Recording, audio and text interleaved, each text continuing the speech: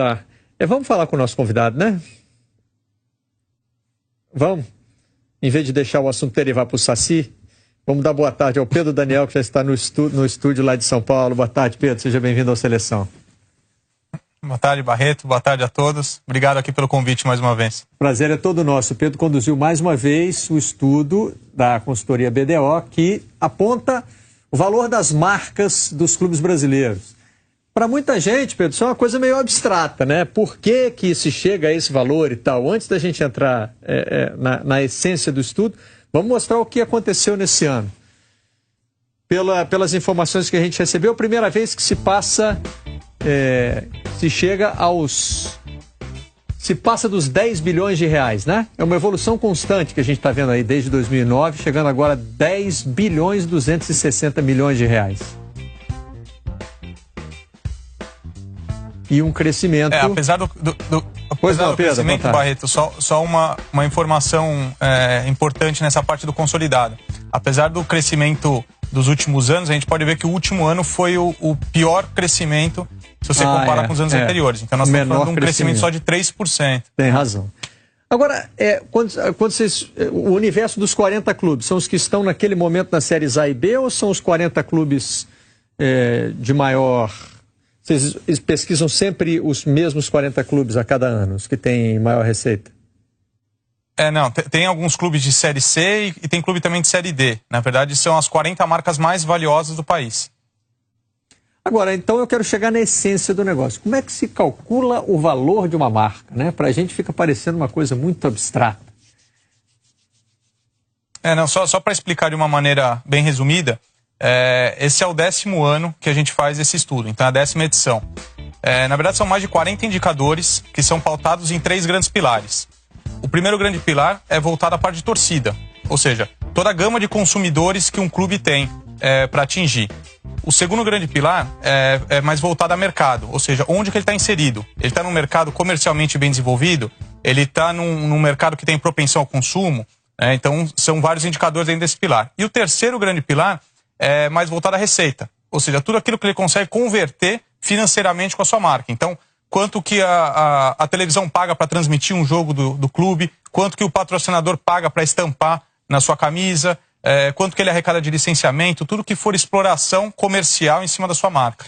Então, se um sheik árabe chegasse aqui no Brasil, desculpa quem eu interromper, mas só para tirar essa dúvida, pegasse um sheik árabe hoje querendo comprar um clube brasileiro, quero comprar o clube mais valioso que tem aí. Então... não seria um absurdo ele pagar esse 1 bilhão 693 milhões e 800 mil reais pelo Flamengo, é isso? Só uma coisa importante, a gente está falando de marca como um todo, e não um valuation no sentido... né? Claro. Exato. Tem um patrimônio tanto que nós físico, nem consideramos ativos físicos, por exemplo, entre outros. Qual foi o clube que mais cresceu dentro desses 3 e pouquinho do ano passado? No último ano, o clube que mais cresceu em valor absoluto foi o Flamengo. Tá? Mas em termos proporcionais dos primeiros do ranking, foi o Palmeiras. E a Chapecoense nessa história depois do acidente, da repercussão mundial que teve? Como é que ficou a Chapecoense aí em termos de crescimento? Esse foi um ponto importante, Barreto. A Chapecoense nos últimos 5 anos foi o clube que mais cresceu proporcionalmente de todos no ranking. Tá? Isso até mesmo antes daquela tragédia já era o clube que mais crescia em termos de marca. Obviamente que no último ano potencializou e muito porque... ele ganhou uma dimensão, um carinho no mundo inteiro. Hoje, por exemplo, a Chapecoense é o segundo clube com mais seguidores internacionais no país, né? Então, foi jogar com o Barcelona, ganhou uma notoriedade interessante e, guardado as proporções de acordo com o seu tamanho, foi o que mais cresceu nesse último ano também. Qual o primeiro? Internacionais. É o Flamengo. Flamengo? Hoje é o Flamengo. Uma curiosidade aí, os dados específicos do Flamengo, Birner, olha aí, ó. Olha aí. Perfeito. Esses são os clubes que cresceram em valores absolutos, né? O Flamengo cresceu mais de 200 milhões de reais, o Corinthians 171, Palmeiras quase 102, o São Paulo quase 69, o Grêmio mais de 40, e aí a Chapecoense aparece com esses 32 milhões, que representam muito, né? Até porque ela parte de um valor menor. Então a pergunta do Felipe Diniz está contemplada aí nesse crescimento em valores brutos da Chapecoense. Eu tenho uma curiosidade. Não, Pedro, você sabe que jornalista é um bicho chato, né? Pelo menos alguns deles eu me incluo entre os chatos. Quando você cita, por exemplo, receita, patrocínio. O Palmeiras, por exemplo, tem uma situação atípica, né? Onde o próprio patrocinador já falou que investe mais do que ele acha que a marca vale. O que entra na conta? Na verdade, vamos imaginar o seguinte. Nós estamos falando de um conjunto de quase 40 indicadores. Exatamente para que um indicador por si só não cause essa proporção. Hoje o Palmeiras tem a maior arrecadação de patrocínio do país, tem a maior arrecadação de bilheteria do país, teve no ano passado a melhor média de público do país. Então, foram vários indicadores que fizeram com que o Palmeiras crescesse mais do que os outros proporcionalmente. Então, não foi só a questão de ter um patrocinador único que colocou. E o Vasco, que tem a quinta maior torcida do país, por que tão embaixo? O Vasco, ele tá com uma receita muito menor do que o dos outros clubes. E aí, você falando não só de marca, mas ele tem uma torcida que é pulverizada também, que ele tem um pouco mais de dificuldade até de atingir e de levar o seu produto direto em loco para ele. Ele tem algumas outras. O contrato de televisão dele não acompanhou o ritmo de crescimento dos outros grandes clubes. Ele está no mercado extremamente bem desenvolvido comercialmente, mas não tão desenvolvido quanto o mercado de São Paulo, por exemplo. Então, são 40 variáveis que trazem isso, mas o Vasco, se você pegar uma linha dos últimos 10 anos, ele não acompanhou o crescimento dos principais concorrentes. É possível dizer que ele tem um potencial de crescimento maior do que clubes que estão acima dele, por exemplo? Sim, com certeza. E o Palmeiras é um exemplo claro disso. É uma comparação muito, muito interessante. Porque o Palmeiras até 3 anos, se você voltar 3 anos, ele não competia com os 3 primeiros do ranking. Ele competia com o 5º colocado. E aí com a Arena voltando, com o patrocinador, ele sendo campeão, né? Ou seja, potencializando isso dentro de campo, ele mudou de patamar. Ultrapassou o São Paulo, hoje é a 3ª marca mais valiosa. O Vasco tem que fazer um trabalho parecido, porque ele tem massa, ou seja, ele tem torcida grande, mas que ele ainda não consegue explorar e converter aquilo para que ele vire consumidor. Sérgio Xavier tem uma dúvida. A minha dúvida, você, en passant, tocou nela já, que é a história do São Paulo, né? Quer dizer, o Palmeiras passou o São Paulo. São Paulo está numa situação atípica, né? Porque esse ano vendeu muita gente, arrecadou muito dinheiro com venda de jogadores. Eu só acho que o Vinícius Júnior passa o São Paulo, né? E também não é um ano bom, né? Esportivamente, por mais que o Morumbi ande lotado. Qual é a situação do São Paulo nessa avaliação de marca? O São Paulo também, no histórico recente, o São Paulo, se a gente voltar 3, 4 anos, ele disputava a liderança com o Corinthians e com o Flamengo. Ele era muito mais efetivo, muito mais eficiente do que os principais concorrentes, porque ele tinha uma torcida menor do que do Flamengo e do Corinthians, em termos absolutos, mas ele tem uma torcida com uma propensão ao consumo muito interessante. Então ele conseguia explorar, e a gente tinha também o sucesso dentro de campo. Quando o sucesso dentro de campo do São Paulo não veio, ele teve um pouco mais de dificuldade de conseguir converter isso. E aí a gente consegue ver que nos últimos 3 anos, dos 5 maiores clubes, foi o que mais perdeu em termos de marca. E aí não só quando a gente fala em valor de marca, a gente está falando da consequência. Ou seja, a gente vê que o patrocinador não quer pagar mais tanto dinheiro para o clube, ele já não fica mais tão atrativo comercialmente falando. Então isso tudo é um ciclo que a gente chama o ciclo vicioso de alguns clubes de futebol. Então o São Paulo, nos últimos anos, realmente não conseguiu acompanhar, e a gente pode ver que ele foi ultrapassado pelo Palmeiras e ele perdeu completamente aquela disputa pela liderança. Ele foi líder do ranking por um tempo. Pelos números ali, me chama a atenção o crescimento do Paysandu. O que é que o Paysandu fez de diferente nos últimos anos, Pedro? O Paysandu fez algumas ações. Quando a gente fala de clubes da série C, D, clubes de divisões de acesso, um pequeno trabalho, você muda bastante o patamar. Então, imaginando que os contratos de televisão de série C para a série B, você sai do 0 para 4, 5 milhões. Você sai da série B para a série A, você sai de 4, 5 milhões, você vai para 30, 40.